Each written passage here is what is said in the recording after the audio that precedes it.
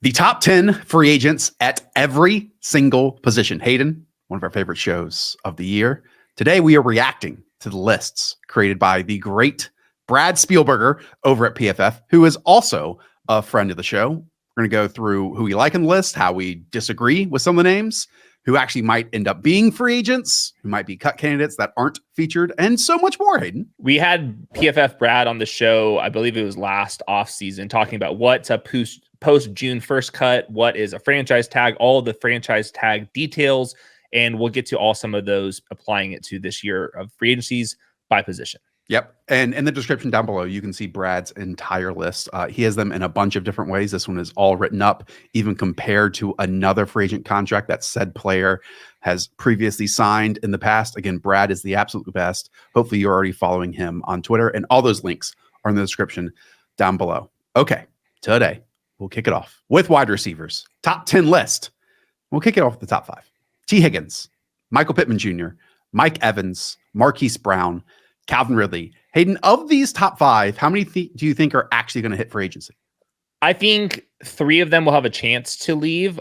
T. Higgins and Michael Pittman are the obvious franchise tag candidates to me. Franchise tag, that's a 1-year deal, no long-term commitments. For the wide receivers, that's at $21 million, which is more than most of the other positions because it's based off of how much money the top players in the market make at that position. So to me, T. Higgins, Michael Pittman, these are in their prime, big receivers, can do a little bit of everything, and are very important to teams that I think have a chance to be in the playoff mix next year. So T. Higgins and Michael Pittman would be the franchise tag candidates. And then obviously Mike Evans, there's so much history between him and the Bucs. He would be the one that I'd be surprised to go. But I think the first steps, franchise tags come before free agency. And I think T. Higgins and Michael Pittman will be off this list by the time free agency starts.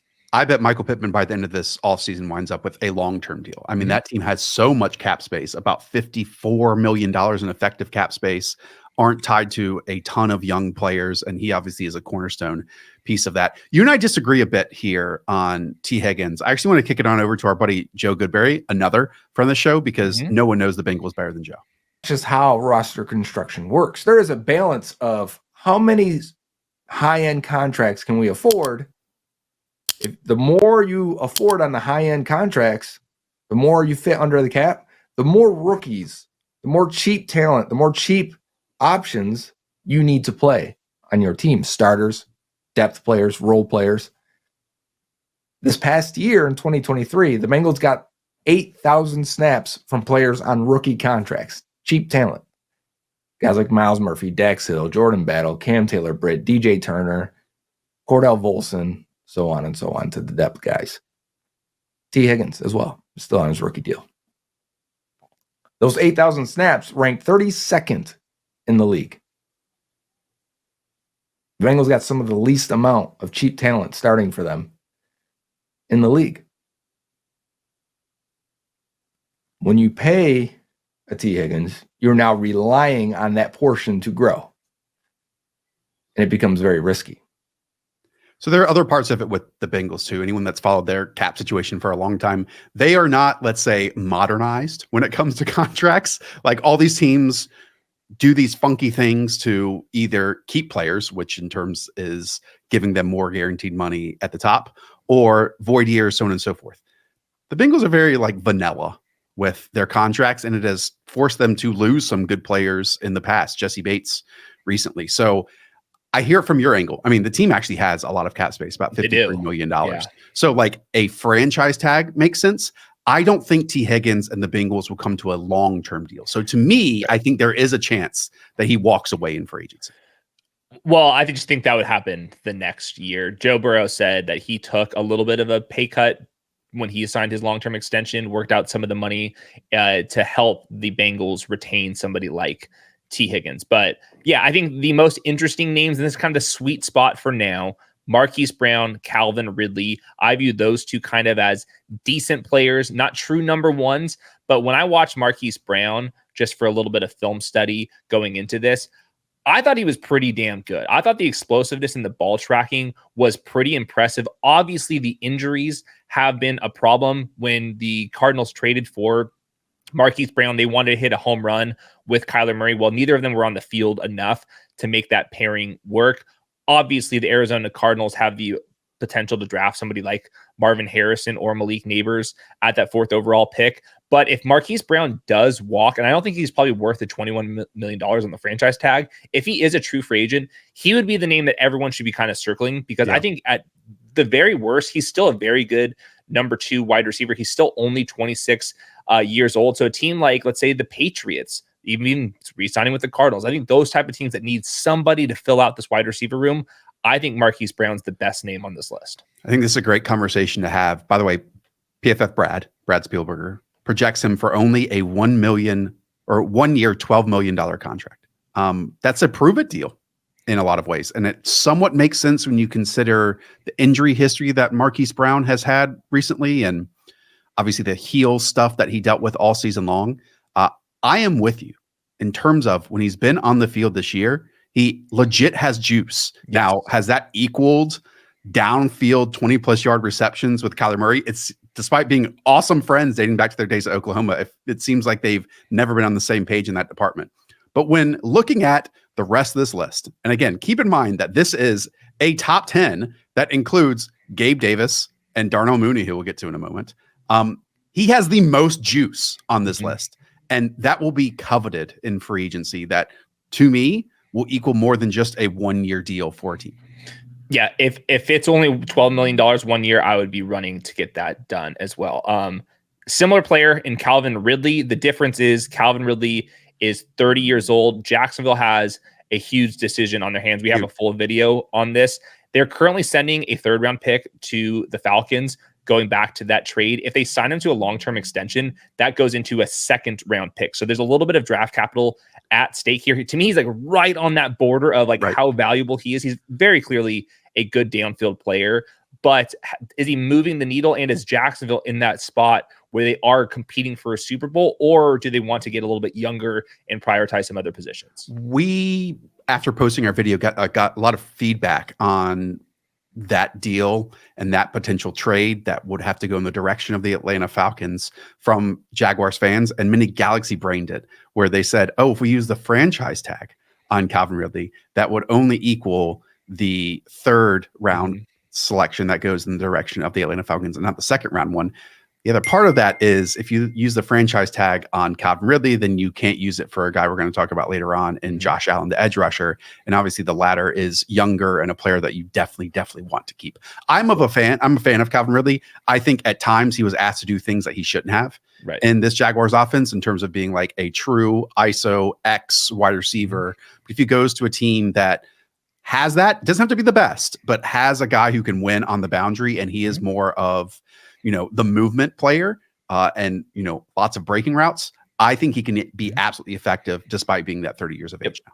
I view him as a vertical number 2 wide receiver. And speaking of vertical number 2s, the next 3-ish names, Darnell Mooney, Gabe Davis, Odell Beckham. To me, I went back and watched Darnell Mooney, and he's had some moments, certainly. Like, the dude can legitimately fly. I was extremely underwhelmed with what he put out last year. I thought his contested catchability, it was really poor. Yep. I thought he really struggled against press coverage. And I saw that earlier on in his career, even when he was productive. To me, he's a player that if you could get the right offensive coordinator and scheme him open, if you can get him on some of these pre-snap motion looks, if you can get him into the slot, that type of stuff, you can get production out of him. But to me, he's more of a number 3 wide receiver, a deep threat. Put him on a contending team and maybe kind of that Zay Jones-ish role where he's just going to receive 6 targets. He doesn't have the physicality that even Zay Jones has. I just don't think that he's like even a number 2 wide receiver. And I went back and compared him to like Gabe Davis. I thought Gabe Davis was just a better player in general. Gabe Davis can play more on the outside than what Darnell Mooney would. But I think that he's been a kind of a hyped up player, but I don't really necessarily see it all the way through for Darnell Mooney. So there's a clear difference to me in Darnell Mooney closer to the line of scrimmage and then Darnell Mooney further down the field. He is at his best as like a vertical player and just running, striding out. And I actually think in some of those contested catch situations, he is better than trying to be physical near the line of scrimmage. They asked him to block at times for DJ Moore, did not work out.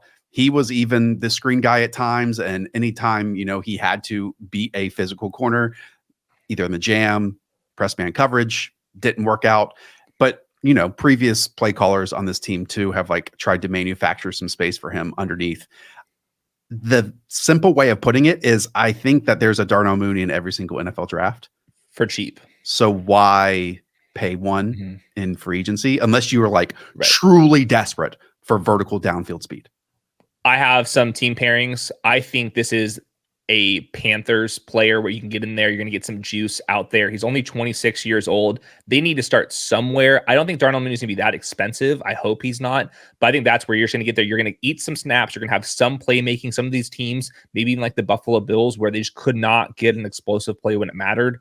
That would be the kind of role I would put him in. I wouldn't try to expect more than that, though. Brad projects Darnell Mooney for 1 year, $9 million. I would rather do the $3 million on top of that and go get Hollywood Brown. Way Very more. much so. Okay. The next five, as you said, Darnell Mooney, Gabe Davis, Odell Beckham Jr., Tyler Boyd, and then Curtis Samuel. We'll hold that last name for a little bit here. Gabe Davis has been a lightning rod of a player to talk about in fantasy football, if not just football in general, over the last couple of years, because of obviously the 4 touchdowns that he scored against the Kansas City Chiefs, then was drafted super early. And while I would say maybe the external evaluation or belief in Gabe Davis has wavered, to me, he has kind of always been the same player where he has thrived on kind of Josh Allen broken plays along the sideline. And once he kind of strides out, he does have some downfield presence. But if you ask him to break off his route or especially be a primary pass catcher, that absolutely is not his game. I agree with most of that. I think that sometimes we get overcritical of him beating press off the line of scrimmage. I saw some reps where he's able to do that. So you can put him on the line of scrimmage. Out there, he can be a next wide receiver. Depends on the offense they're rolling out. But yeah, he's a limited player. That said, he is stiff to me. He is stiff. He also, I think, is pretty likely to test free agency because the Bills are $43 million over the cap right now. But the Bills desperately needed the Gabe Davis type of archetype in that loss to Kansas City. They had a 4th percentile explosive play rate. So Gabe Davis, for his warts, he does solve a problem. He will give you some broken play, a little bit of contested catch situations, and can play on the line of scrimmage. So there's an offense that is looking for the Gabe Davis type. So I would rather have that than Darnell Mooney, which is like vertical slot type of players, to me, pretty easy to find. And now out on top of it, Gabe Davis's teammates seem to love him. They call him an absolute dog and that he's one of the toughest dudes in the locker room. So take that for what you will. That is something that those of us on the outside have no appreciation for. Let's put it that way. Okay. So Curtis Samuel's on the end of this list. I will always be a fan of Curtis Samuel. I went back and watched him. I know he played more as like the wide receiver 3. They rotated people and a lot in the slot. He still has the wiggle in his routes to manipulate corners and create that separation. He still is kind of fun with the ball in his hands after the catch. I think he is one of the more underrated route runners after you get after that number 5 grouping and then everyone else left on this list. Compared to Tyler Boyd, 2 slot type of players, I think Curtis Samuels has way more juice. So I'm totally there with you. But always dealing with injuries. And that is a huge caveat onto it, that teams hate paying for players in free agency that then they are paying to stay in the medical room. But the players that hit free agency are often the players that the teams got sick of because they were on the injury report. I have some cut candidates and stuff as well. Mike Williams with the Chargers, they need cap space coming off a torn ACL, but he is that big X wide receiver. I think he would be like a fit with like the Chiefs, for example. Tyler Lockett is kind of somebody that's teetering on the cut list as well. Hunter Renfrow, he's been kind of out of the picture. New GM over there. They can save some money. Zay Jones, same situation. They have a lot of decisions to make with their wide receiver room. And then like MVS. And I think some of the sexier trade candidates, Keenan Allen is in the same situation with Mike Williams.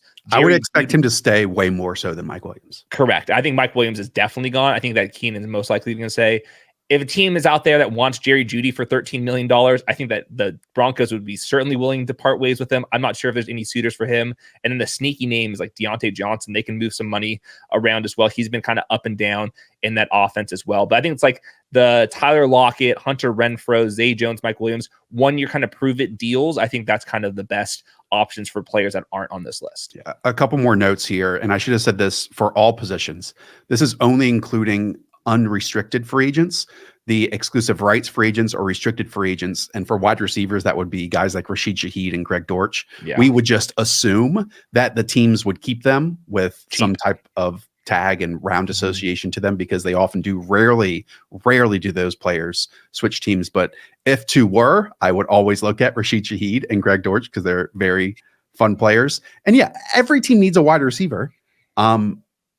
It stands out to me that Brad Spielberger ranks DJ Chark as the 12th best. And that is a sign of just how kind of bad this free agent wide receiver grouping is. I will say there is Josh Reynolds out there who maybe whoever hires Ben Johnson probably gets signed as their wide receiver 2 or wide receiver 3. Cedric Wilson is a free agent. Demarcus Robinson is a free agent, but I would expect him to return to the LA Rams as their wide receiver 3. And then I even had like Brandon Cooks as a potential cut name. MVS definitely. And then Russell Gage has been injured for the past 2 years, so he'll definitely get cut by the Bucs. Kendrick Bourne, Michael Thomas. These are not players you're excited to be starters, but they will be out there for you. Okay, so we go to a mid position in free agency to maybe the strength of any position, the running backs. Makes sense why some top names would hit free agency at this spot. Hey, let's keep it to the top 1 right now. Saquon Barkley, okay? There are some fun teams with a lot of cap room out there. The Houston Texans, the Cincinnati Bengals, the Washington Commanders. Across the league, it is so difficult to manufacture explosive plays in an offense. Too high shells, difficult to do in the passing game now. So why shouldn't Saquon Barkley be a priority for a 2-year contract for those teams that are in kind of their rookie quarterback window? It just comes down to the money. And the first thing that Saquon has to avoid is the franchise tag. Last year, it was $10 million. If you reapply the franchise tag, it's a 20% increase. So now they're looking at $12 million. Saquon doesn't want to play on the tag. I'm not sure if the Giants want to pay him $12 million. So if he does hit free agency, I'm with you. I think that this would be a pretty interesting hire now that the money, long-term money, is in this kind of $10 to $14 million range. That's way more easy to stomach compared to other players, especially Saquon Barkley, so effective in the pass game. I always keep saying, you already said it off the top, the Houston Texans. We're talking about Bobby Sloak, DeMeco Ryans. They were just with the 49ers when they traded for Christian McCaffrey. Obviously a huge move that has mostly paid off for them, I would certainly say. I think Saquon Barkley is still in the prime of his career. I know he's been dinged up with injuries. That's always the case, but I think that Saquon Barkley still showed enough juice. And on top of that, such a good dude. Like, he was out there all the time for the New York Giants, who basically never gave him the true long-term money that you would have thought they would have given him. Brad projects Saquon for a 2-year, $11 million per year contract, $15 million guaranteed. This is not situations anymore where teams are having guaranteed money last beyond 2 seasons. And if a player gets injured at this position, then it kind of derails our contracts. They're being very smart about it. It would be very smart, in my opinion, for these teams to take it up a notch on offense, because we just talked about wide receivers. Guess what? Tight end's going to be even worse. Running back, and specifically Saquon Barkley, is the best chance for your team to bring in a free agent that is going to add, as an individual, explosive plays to your offense. And on top of that, the NFL draft, wide receivers, have started to watch a couple of them. It's a loaded group this year. The running back group, I haven't watched them yet, but everyone's consensus is the incoming rookie running back class is not very good. So maybe some of these guys kind of turn the corner on the money. And if it is $11 million per year, that is under what Christian McCaffrey, Alvin Kamara, and Jonathan Taylor are being paid right now. So that'd be interesting. It is not resetting the market. That is for sure. Okay. Some other names on this list: 2, 3, 4, 5. Josh Jacobs, Derrick Henry, Tony Pollard, Austin Eckler. A whole bunch of different names. Which one intrigues you from that group?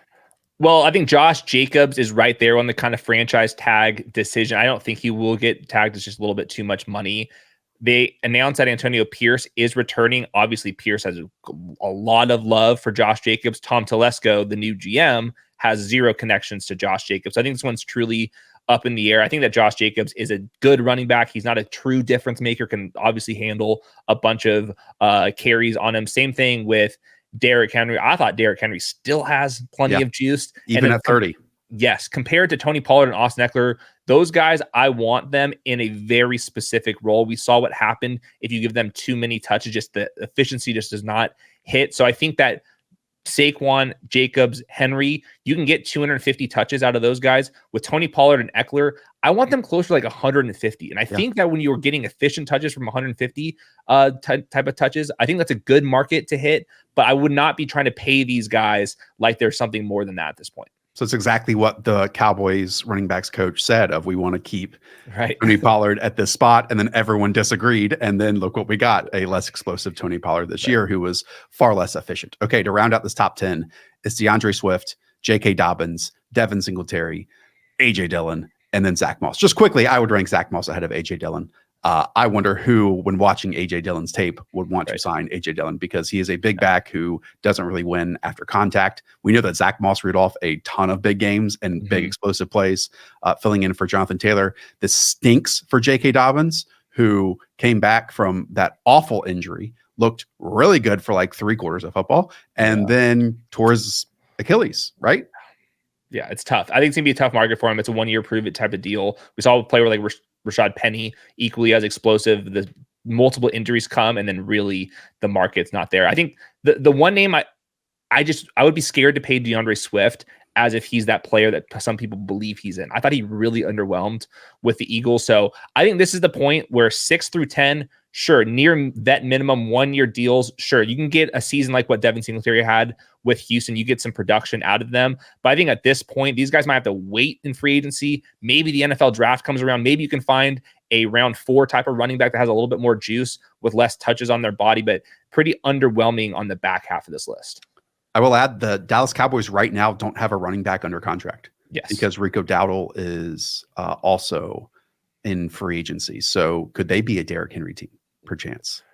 Yeah, I think the Ravens would be fun Derrick Henry team. There's a lot of the Ravens are also a team that Keaton Mitchell coming off an injury.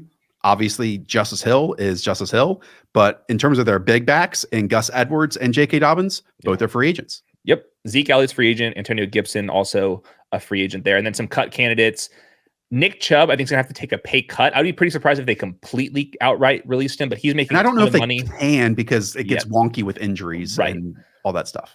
And then Joe Mixon and Aaron Jones, similar situations. I think that Joe Mixon has a chance to be like a true cut candidate and actually hit free agency. Aaron Jones is due for a lot of money. He's very good in the playoffs. We'll see if they just say, hey, could you take another pay cut for us to remain with the team, especially with A.J. Dillon. But Joe Mixon and Aaron Jones, I'd put them kind of in that Derrick Henry, Tony Pollard top 5 discussion with those two guys.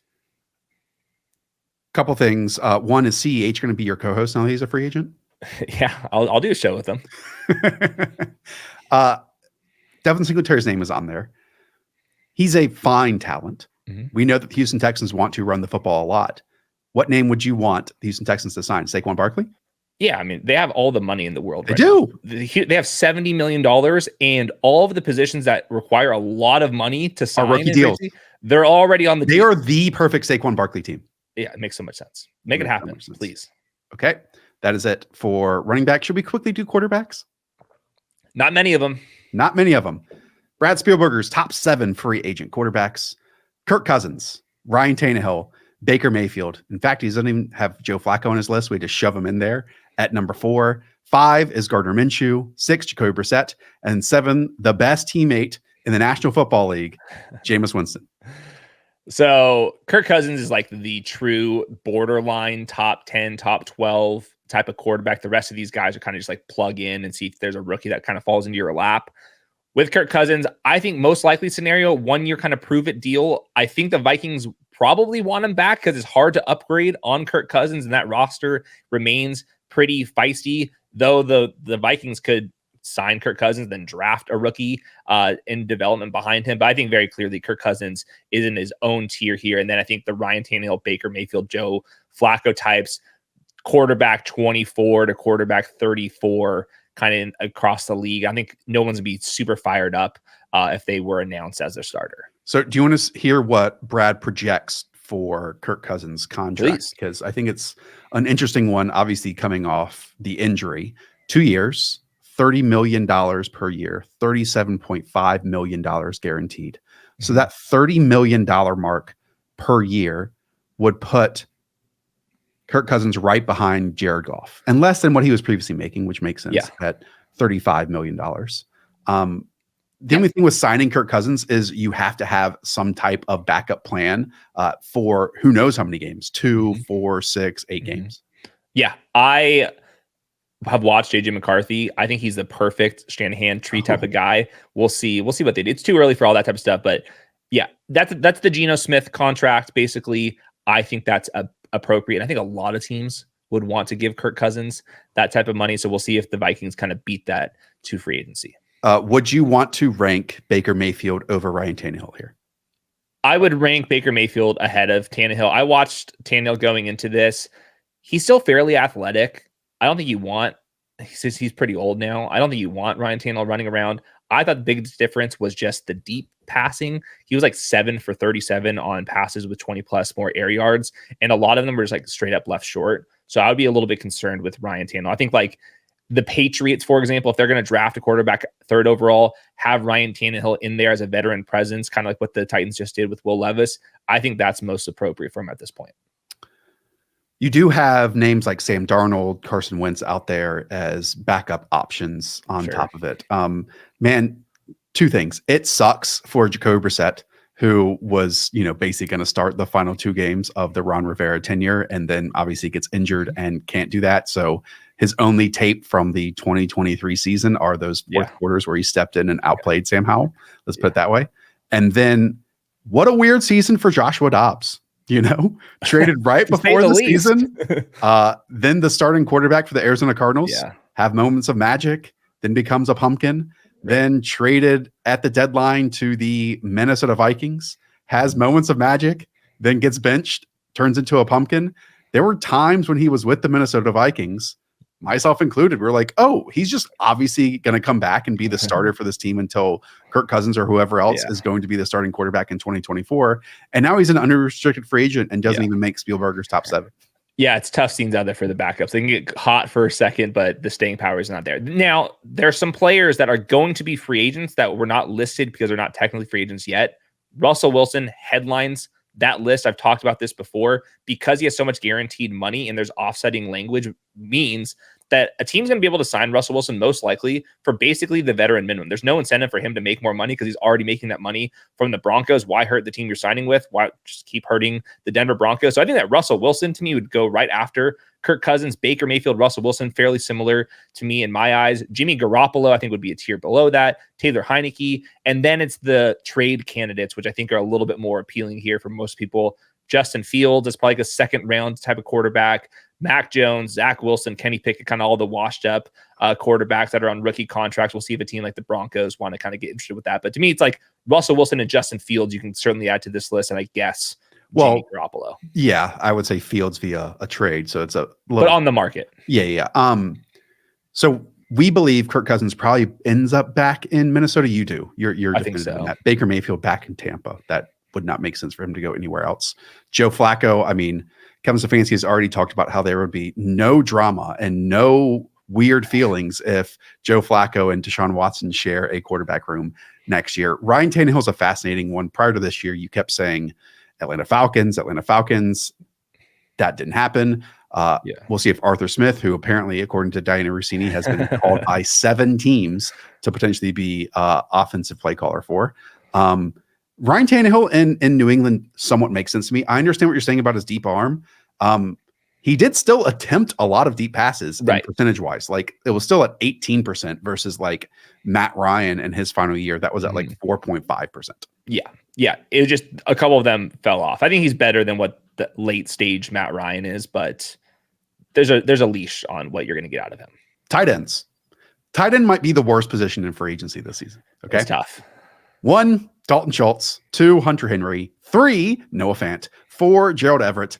And 5, Sean Payton's favorite player, Adam Troutman. Your thoughts?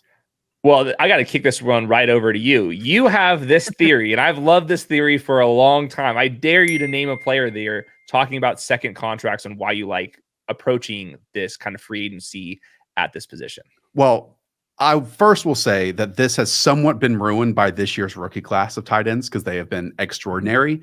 But for the longest time in the NFL, you can look at it from the, Vernon Davis to now the David Njoku's to the Greg Olsons to so on and so forth down the list. Delaney Walker. Tight ends really did not break out until their second contract or their second team. There was one player on this list that would make sense for that, and it would be Noah Fant. And if I can try to contextualize that, it's because tight end is pretty difficult. You have to do everything, right? You have to sometimes act as a pass catcher / wide receiver, other times act like a sixth offensive lineman. So it's a bunch of stuff to compartmentalize. Again, I think David Njoku is like the perfect example of this. Yes. I mean, many Browns fans are like, why are we paying this dude top market rate? And it's because once he settles in, he can become like a focal point of your offense. Now, am I saying that Noah Fant can be that? Probably not, despite me loving Noah Fant coming out of Iowa. Same. Because he probably has about 5 total snaps during his time with the Broncos and with the Seahawks, showing that ridiculous athleticism like he tested at the NFL Combine. I hope he gets an opportunity where he's not splitting snaps with Colby Parkinson and Will Dissly. It's just ludicrous what was happening over there. But yeah, he was like the most intriguing upside play. Now, I will say Dalton Schultz, Hunter Henry, to me, still like old, reliable, sit over there. Totally. I think you can get plenty of production out of those two guys. If you're trying to shoot for the moon, obviously Noah Fant would be that guy. Gerald Everett's always kind of underwhelmed me, like opposite of Mr. Reliable compared to Hunter Henry and Dalton Schultz. So yeah, I think the other thing here, Brock Bowers, there's one really good tight end prospect. Last year's class, there was like 5 guys that were getting a lot of hype. For now, early indications are there's like kind of one guy right now. Okay. That's really it for tight end. Like I have nothing left to say here. I would be surprised. I mean, again, unless they draft someone, the Texans just bring Dalton Schultz back makes a ton of sense. Yeah, they have all the money in the world. Cut candidates, Darren Waller, potentially, if anyone's interested in that. And his TikToks recently, have you seen that? I have not. Oh, interesting. That's not good. Interesting stuff. Jonnu Smith, Logan Thomas. It's not a good. Well, but if Bill Belichick goes to Atlanta, do we really think that Jonnu Smith gets cut? He might just get an extension for eternity. Who knows? Who knows? Okay. Now over to offensive linemen. We'll first start with offensive tackles. I actually split this up because there's a clear difference frequently between offensive tackles and interior offensive linemen. We'll start with those tackles. Tyron Smith, Trent Brown, Mike Onwenu, and that should have extra W in it. It's Onwenu, excuse me. Mekhi Becton and Jonah Williams as the top 5. 2 left tackles at the top, even though Trent Brown also played right tackle in 2021. The name I want people to remember, and I even misspelled it so you can remember it, is Michael Onwenu, because I think he could get bank in free agency. He has experience a lot at right tackle, but also has played right guard and left guard in his first 2 seasons in the league. He's also 26 years old. So I'm with you with that. A lot of these guys are veterans. Obviously, Tyron Smith, that's a Hall of Famer there. Trent Brown, 31 years old, up and down player. Jonah Williams, he's been in the league for a while. He actually switched over to right tackle. But I think begrudgingly, think if he signs the team, he probably wants to be a left tackle. Correct. So the young guys, it's Michael Onwenu, who has played good football, and then Mekhi Becton, who has the traits of an elite tackle, but he's basically had 1.5 seasons where he's actually on the field. He did play 985 snaps this year, most of them at left tackle. We'll see if there is a personality connection, somebody that knows Mekhi Becton, because he was drafted really high. It did not certainly work out for the Jets. The Jets most likely will be having to spend a first-round pick on another left tackle in the draft. So it's kind of like this old veteran types, or do you take a shot at one of these younger players that have maybe a little bit more potential? Yep. Anything else you want to add to the likes of Jermaine Illuminor, who has played all over, Josh Jones, Donovan Smith, George Fant, and I am even stunned that like someone like Cam Fleming makes the top 10 here. Right. I think that I just want to note that the Patriots and the Dolphins and the Raiders, those three teams have multiple players on these Yes. offensive line I was gonna say the same mixes. thing. And we always talk about continuity. The Dolphins, they're on kind of the interior side of this equation. Who can they prioritize to keep these guys back? You don't want to go into an offseason where all of a sudden you have like 3 new starters. So that's another kind of thing to pay attention here. Cool. Yeah, I was going to say all that. In terms of free agents that might get cut, Garrett Bowles or a potential restructuring. Chooks Okorafor, I think, lost his starting job up in Pittsburgh, so he's almost certainly cut. David Bakhtiari has a massive cap number. I mean, massive. Yeah. The dude hasn't played for 2 years. Yeah. But Rodgers. Packers fans like still want to get something for him. It might sound crazy, but Ronnie Stanley at left tackle for the Baltimore Ravens, because they are even rotating their tackles. He doesn't seem 100% healthy, coming back from multiple major injuries. And then after Cam Robinson got suspended, all of his guarantees got wiped away, I believe. So if they want to go with, obviously, Anton Harrison at right tackle, and they believe in Walker Little at left tackle, Cam Robinson might be on the move in order to save some cap space, I believe. Yep. One intriguing name, and this is another Packer out there, but Yash Nijum, Freak athlete. He's been like a cool swing tackle. Mm-hmm. Yash Nyman, I believe his name is. Cool swing tackle in other spots, and I could see him maybe getting a starting job, or at least getting paid as a nice swing tackle somewhere out there. Okay, interior offensive line. Kevin Dotson, Robert Hunt, and Kevin Zeitler are the top 3. Dotson coming from the Rams, Robert Hunt coming from the Miami Dolphins, and Kevin Zeitler, you'll know him from his Cincinnati Bengals days, and most recently as just always fit, always on the field for the Baltimore Ravens. So with Kevin Dotson, we're talking about a 27-year-old, goes over to the Rams, and this is like where just like Sean McVay works his magic, turns into the number 6 guard, according to PFF. He's a priority. I don't think the Rams are going to let him go. The names that I think are most interesting here, Robert Hunt and Connor Williams. Connor Williams is a center for the Dolphins. He's coming off of a torn ACL. He was PFF's number 2 center. Robert Hunt, he's a 27-year-old former second-round pick. He was also graded out fairly well by PFF. I don't know. Louisiana Lafayette, the Raging Classic. Well, the Dolphins don't have a lot of money. They're going to have to be trading players away. I think this is a team that could have some surprise superstars get moved. I don't want to name them yet, but you start working into some of the numbers and how you're going to have to get rid of some of these key players. Tua needs a good offensive line. Connor Williams and Robert Hunt both being on this list is, to me, a little bit scary. And on top of that, Teron Armstead has dealt with a ton of injuries. His postseason, let's say, media sessions have kind of hinted at a few different directions. Like, it's no lock that he is returning to this team, but you knew that obviously once you sign him to that contract. And yeah, these are guards and centers. So Dotson was a right guard last year, and he was a left guard before that. So maybe that move to right guard was when he really turned it around. And also that happens with coaching. Robert Hunt, as you said, opened as a right tackle, shifted over to right guard the last 3 years. Kevin Zeitler has forever been a right guard. And then 3 names after that, as you said, Connor Williams, Andre James, and Lloyd Cushenberry are all centers. Kevin Zeitler, just want to give him a shout out. 12 straight years in the NFL, every single one of them, 800 plus snaps. That is tough to do.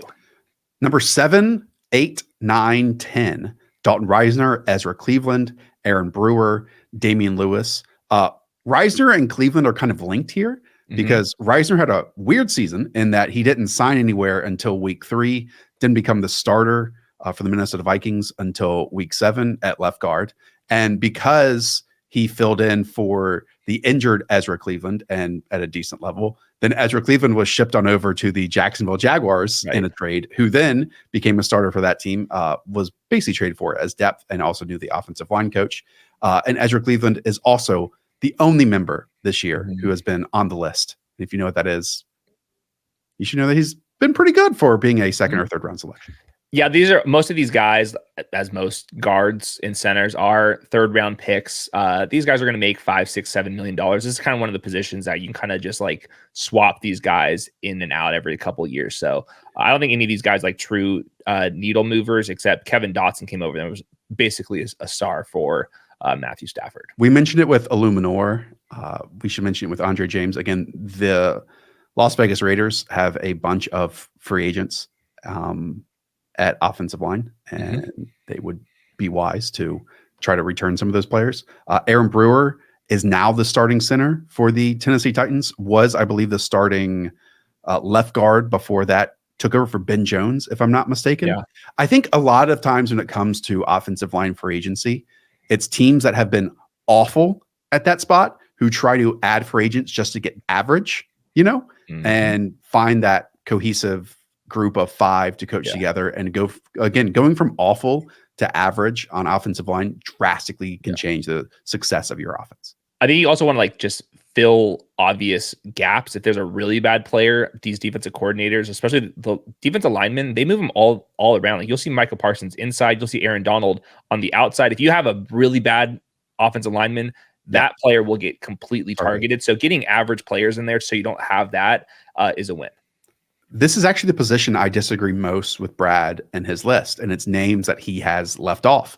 I can't believe Tyler Biotish isn't on this list. The starting center for the Dallas Cowboys. There's other names like Jonah Jackson. Even though he's kind of the weak link of this Detroit Lions team, again, he's maybe another one that where Ben Johnson goes, so does Jonah Jackson. But on top of that, Graham Glasgow, who's the starting right guard, who has filled in at times at center as well. And then John Simpson, who I believe was drafted by the Raiders, just didn't work out there. Now a Baltimore Raven. He's kind of hit or miss, but has some highlight reel blocks as a starting, I believe, left guard for that team. So there's a lot of starters that are coming from this group, maybe more from any other position that you'll see starting in 2024 for others. Defensive side, just like every team wants a wide receiver, every team also wants an edge rusher. Hayden, will start at the top with the 2 names, Josh Allen, number 1, and Brian Burns, number 2. Franchise tag sits at $22 million. These guys are at least getting franchise tag, with Josh Allen, just too much speed, such a priority for them. New defensive coordinator over there that got the most out of a secondary that did not have a talent like Josh Allen. So I would be shocked if he wasn't there. Brian Burns, I made the case for him on a previous video that the Carolina Panthers should consider about franchise tagging him and then trading him. This is one of the positions where there are franchise tag and trade candidates before. We've seen that 5 times in the last decade across the league, and they just need so much offensive help. So that'd be something to watch there. But those are the top young explosive players out there that are probably worth the franchise tag. Yeah, Brad Spielberger is projecting both Josh Allen and Brian Burns to get the franchise tag this offseason.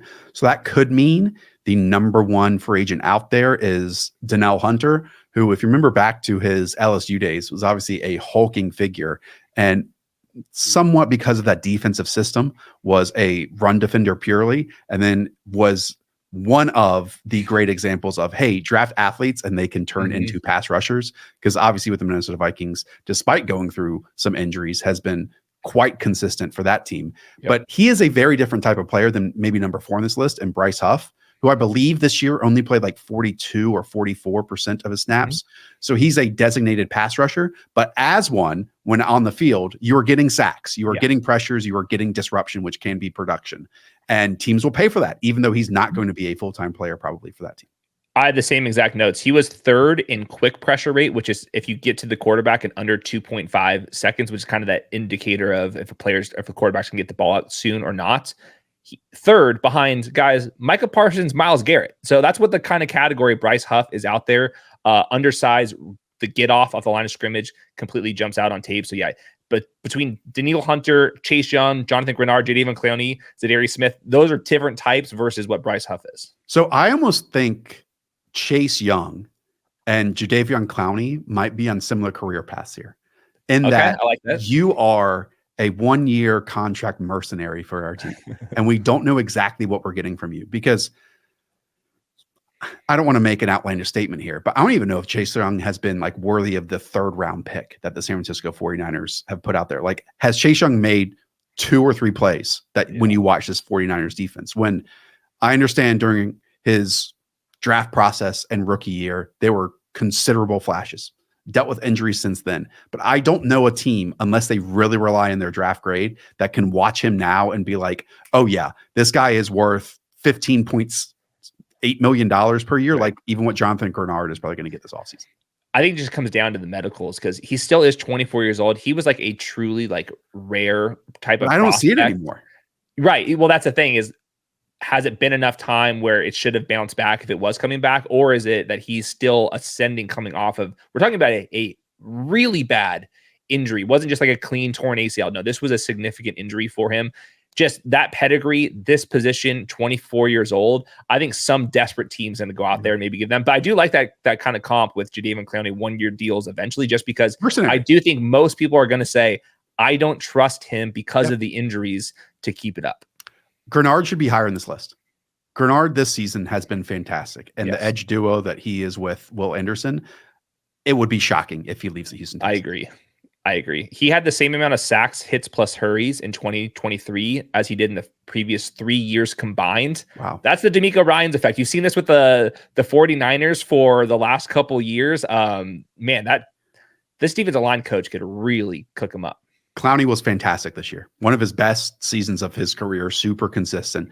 Can't really bend, but he straight line player. And you can tell that he and Mike McDonald figured out the best use of him. Zadarius Smith was the edge rusher opposite Myles Garrett this year. Josh Uche, there's always been this like potential that he hasn't really been able to reach. I don't know if he fell out of favor with Steve and Bill Belichick or what. Yeah. But he might be like the lesser version of Bryce Huff. Yes. In a way. Yeah, 25 years old. In my notes, I wondered if he would follow Bill Belichick if he ends up with the Falcons because they're so desperate over there. But he was a guy that you would hope would have played a little bit more than he did. But he's small. He's like Bryce Huff, but just not as productive. And then Leonard Floyd, first round pick by the Chicago Bears, then gets a pretty nice deal with the Las Vegas Raiders. I think he played for the Buffalo Bills this season and did some good stuff for them. DJ Wanham is a name that wasn't on this list, who played a ton of snaps and played at a pretty high level this year for the Minnesota Vikings. And then some cut candidates I had written down, Hayden, Khalil Mack and or Joey Bosa, basically the same team. I think Joey Bosa is for sure going to get cut. I think that Khalil Mack is a trade candidate if he's not a cut candidate. Emmanuel Ogbah, another name out there. But I think Joey Bosa could be a kind of 1 year type of deal because of all the injuries he has. But man, he is really good when he's truly healthy. When I mentioned Joey Bosa getting cut on Twitter, people were furious and said that there is no way he will get cut, that some team will want to trade for him. Maybe, but one, it's the contract that he is on, the salary that he is on. Maybe there's a restructure that happens there, but he has dealt with so many injuries that he just kind of at times looked like a different player now than he did 3 years ago.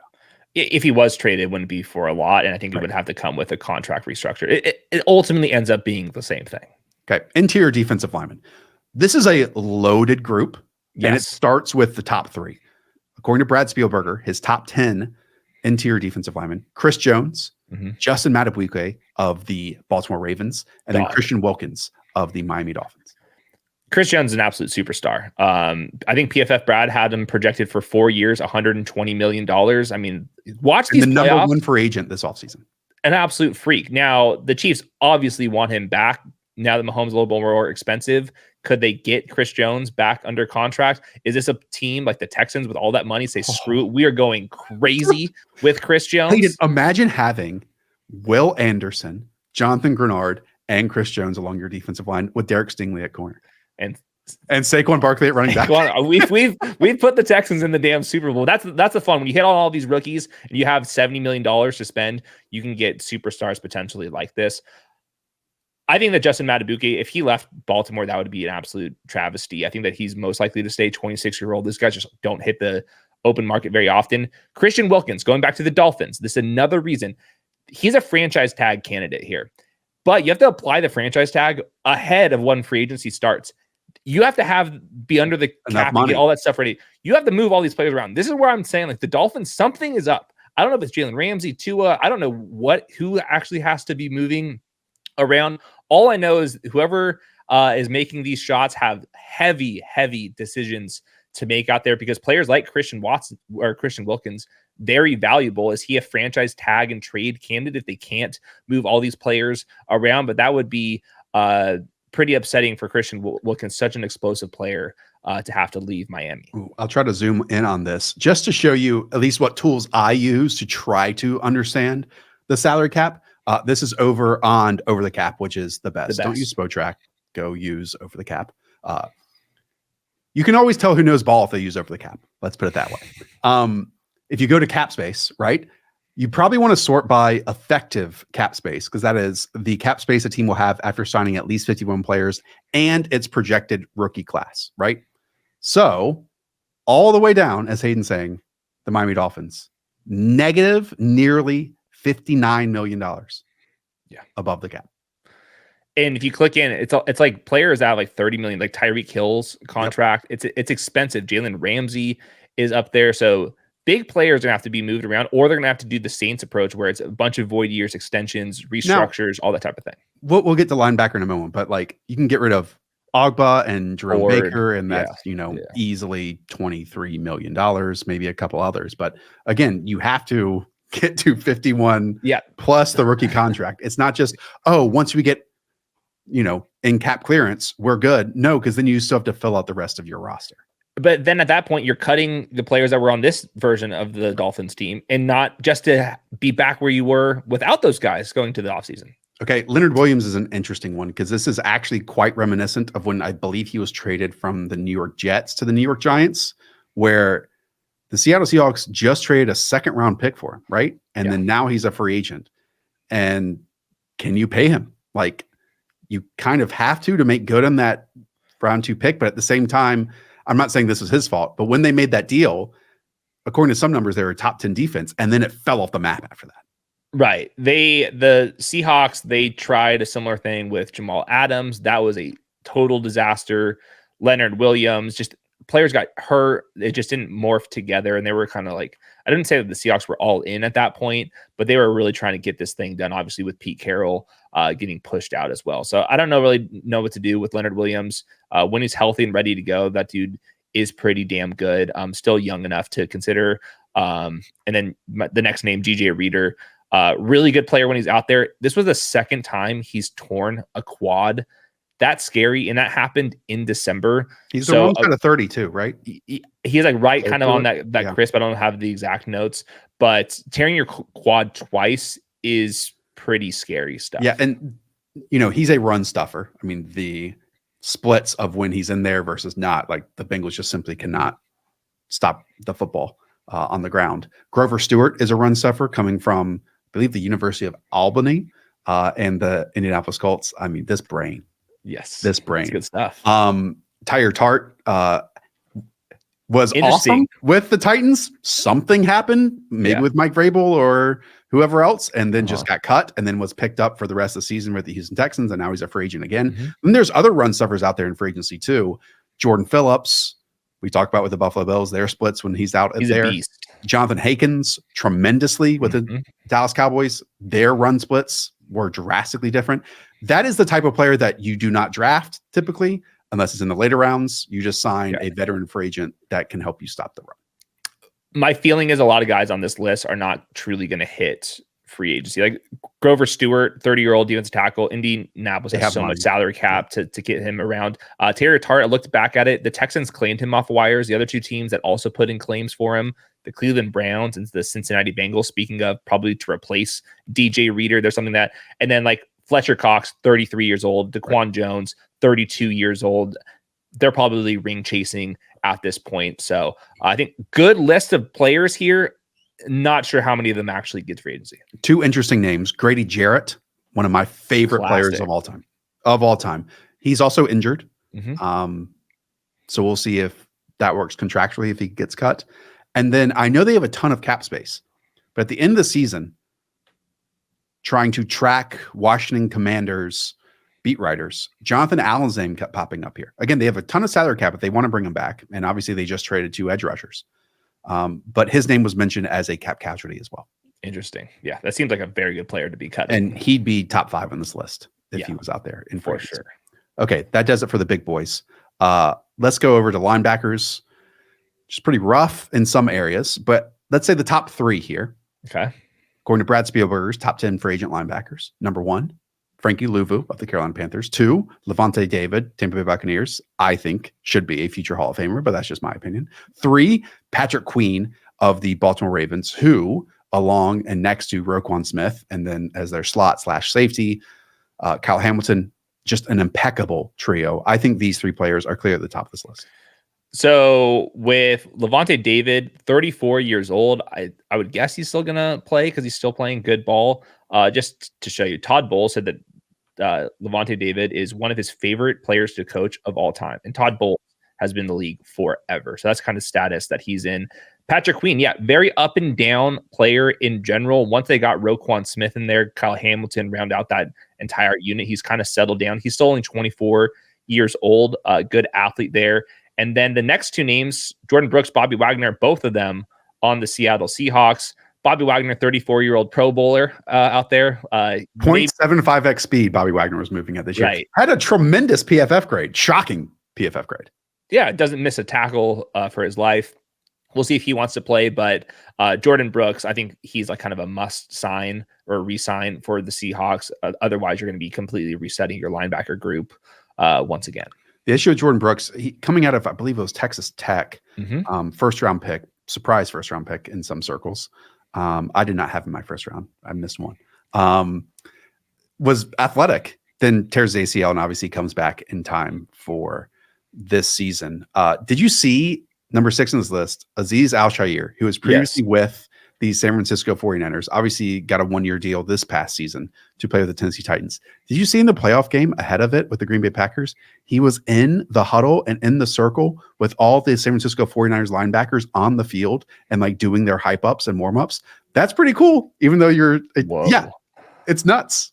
It's nuts. That's weird stuff. Other name, I mean, Frankie Louvu, by the way, at the top. That's a new name. Fascinating player. Right. Because he was almost one of those tweeners for a very long time across the league.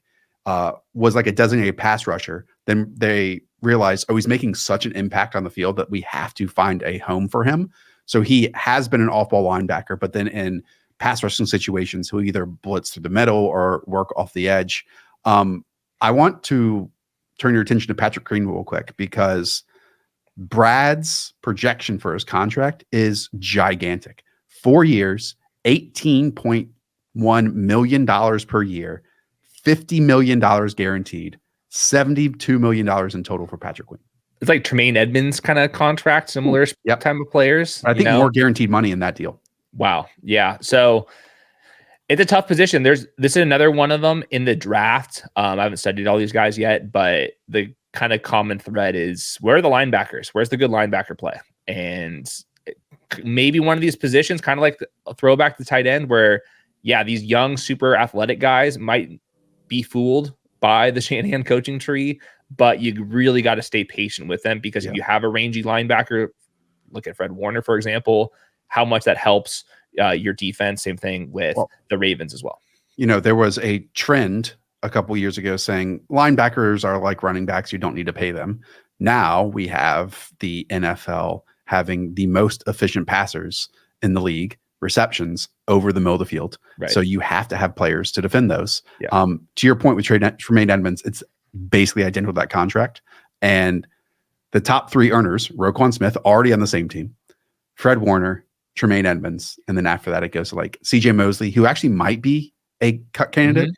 And then Foye Oluokun, who was one of my draft darlings coming out of Classic. Man, you're killing me with these. You think I know these guys? Yale.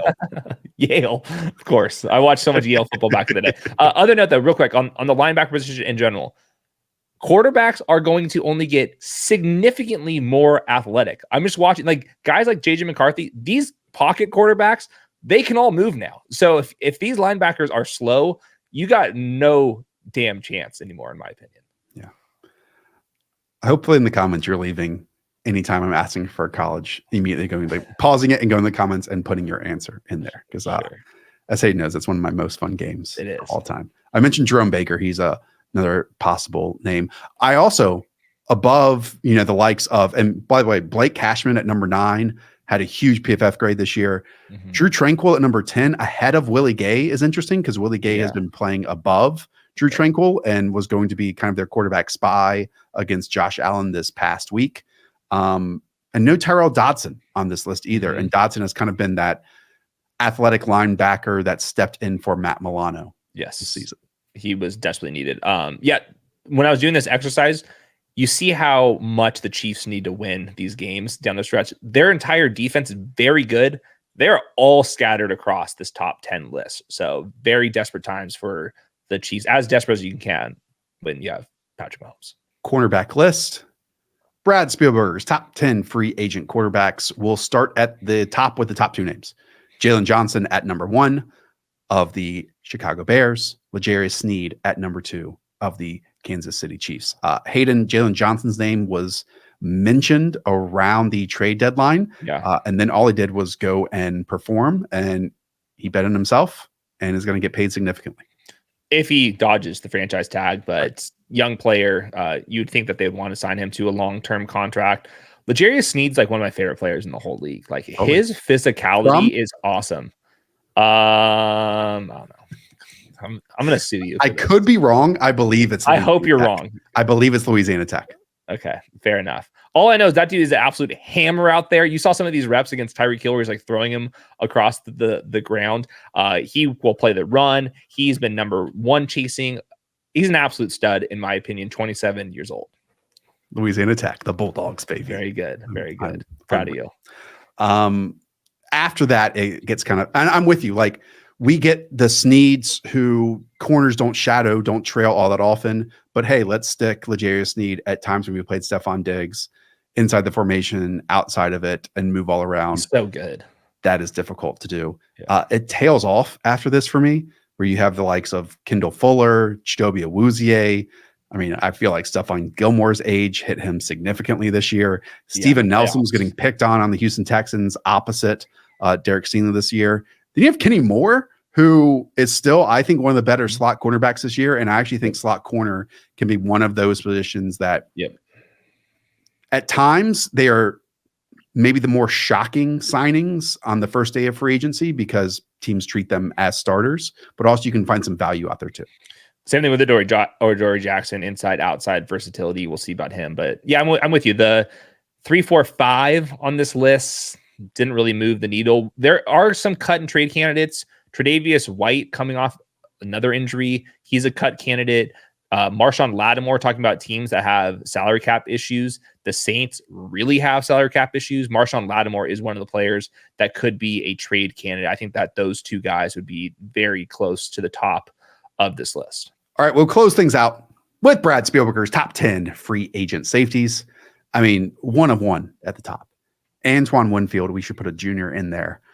What a player. Loved him. Loved him in school. Loved him in the NFL. Minnesota. And what he is just a now deep safety who covers a ton of ground, lays the wood despite his size. And it's funny because his dad was one of those kind of slot corners who beat up people near the line of scrimmage. And then his son is just flying around the back half. Mm-hmm. Yeah, he had a couple of sick punch outs. He's just such a fun player. I want to see actually what Brad projects for Antoine Winfield. Bunch of franchise tags on this one. Yeah, it seems like it's one of those positions. For Antoine Winfield, franchise tag. 1 year, $17.2 million is the projection there. And Brad also projects that for Kyle Duggar, who has obviously been with the Patriots and is a superb athlete. Mm-hmm. Cameron Curl, also believe is a franchise tag candidate. New staff in Washington that kind of always makes things a little bit more interesting. Xavier McKinney, who had an up and down season for the New York Giants. Like, apparently he and Wink Martindale did not get along, had like a blow up meeting, and then he still played, and now Wink is gone. So it's one of these things where like the staff matters. Like how well do you fit into the scheme that's the new coach is going to be playing a part of. Geno Stone, you've probably heard his name because he had 7 interceptions this year as well. And then the next group of these players, these are like very clear starting caliber players. It's a position you can go 1-2 years at a time. I think that this is a position, if you had salary cap space, this is a position where I'm not drafting. Give me a couple of these guys and call it a day. You've heard a bunch of the defensive names that we've talked about associated with the Baltimore Ravens, and it makes sense because you can't pay everyone. And when you pay certain guys and you have this window where you're super successful, it's when a lot of them are about to hit free agency and about to go get paid by someone else. We mentioned it with Justin Madubuike. Hopefully he stays with them. Patrick Queen, we'll see. And now, obviously, Geno Stone at the safety spot coming out of Iowa, a really, really fun prospect. Yep. And then Julian Blackmon is kind of like a center field safety, I believe. Mm-hmm. And the Colts are one of these teams that have the most cap room in the NFL. So it would make sense for him to return to that team too. There's a lot of other interesting names, like just kind of bigger names, Darnell Savage, Jeremy Chin, and then cut candidates, Jamal Adams, Kevin Byard, trade candidates, Justin Simmons, Quandre Diggs. So there's some like fairly big names that could be kind of moving around this offseason. So if you hated your safety play, this is an opportunity to easily plug in some holes. Yeah, I was a little shocked that Jeremy Chin wasn't mentioned in these top 10 safeties. Mm-hmm. Jeremy Chin did not find a home on defense next to Ejiro Evero. But I think Jeremy Chin, one, is athletic, and two, is a talented player. Yes. Unfortunately, he is one of those tweeners, one of those hybrid players that you don't know what to do with him if you play a certain style of defense. But could he go to a different defensive coordinator and I think look much better and actually get on the field where he was promised that with the Panthers and it just never happened? Yes, potentially. And I know that you mentioned Kevin Byard and Harrison Smith. To me, the easiest cut this entire offseason is Jamal Adams and the Seattle Seahawks. Like, just get out of there. Yeah, no one seems to like him either. So we'll see where he ends up this year. I will say a ton of money. Yes, I mean it's the biggest no-brainer ever. Justin Simmons plays for. I don't think he gets cut. I think he's like traded. One of the few cornerstone pieces on that team. I completely agree with you, but their cap situation is so bad right now. If he's one of the biggest names, I do think has a chance to get traded. Same thing with Quandre Diggs with Seattle. I think we did it faster than expected, to be honest. Oh, okay. Well, I try to rapid fire through all this stuff. And by the way, we didn't go into too much tape evaluation and individual players because when free agency rolls around, Hayden and I do that when these players sign for teams. So we'll have individual videos on those signings, how they fit, what they have shown in the past, so on and so forth, while breaking their tape down live for all of you. So this is why you need to subscribe to the channel. I should have said that at the top, but I'm saying it now. I love the NFL offseason. Because everyone can win unless you're one of these teams that has to get rid of everyone like the Los Angeles Chargers. Sadly. Okay. That's going to do it for us. We'll have hopefully a scheme episode on Wednesday. It is focusing on the collision course that Kyle Shanahan and, you guessed it, Ben Johnson are on as potentially the two best coordinators in the league on the offensive side of the ball, play callers, I should say, and how they do things similarly and differently. And then I guess Thursday, Hayden, you and I have our championship game previews. Pretty good players in these games. Pretty good players. Again, go and support what Brad is doing over at PFF. No one is doing it better. His projections for these contracts are frequently on point. And again, the links in the description on all sorts of ways you can follow it with trackers and other pieces of information. All right, that's going to do it for us. For Hayden, I'm Josh and producer Weaves. We all say up the villa. Talk to y'all soon.